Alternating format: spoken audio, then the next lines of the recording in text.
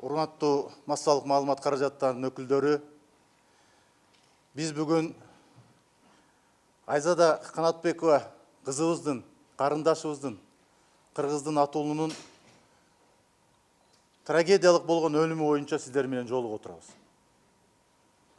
Бул трагедиялык өлүмдү мен аябай толкундануу менен, жан дүйнөм шунчалык эзилүү менен ата катары дагы, кызматкер катары дагы Ички иштер министрлигинин, Кыргызстандын атуулу катары дагы аябай катуу кабыл алдым.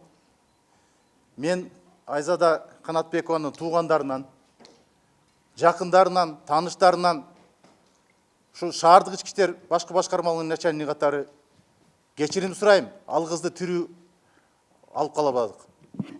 Бирок бүгүнкү күндө Ички иштер министрлиги 5 апрелден бери күндөп түндөп ыкчам кызматкерлер дагы, тергөө кызматы дагы, атайын ыкчам топтор дагы Кыргызстандын бүт булуң бурчтарында ушул кылмышка шектүү болгон, ушул кылмышка тиешеси бар балдардын үстүнөн, атуулдардын үстүнөн иштерди жүргүзүп жатат. Мен сөз берем, бардык кылмышкерлер мыйзам чегинде жазасын тартат. Ата катары менин да кабыргам кайышып турат. Баарыбызда кыз бар, баарыбызда карындаш бар. Ала качуу мен үчүн бул, адамды урдоо мен үчүн бул өтө оор кылмыш деп эсептейм. Мыйзамда да ошондой көрсөтүлгөн.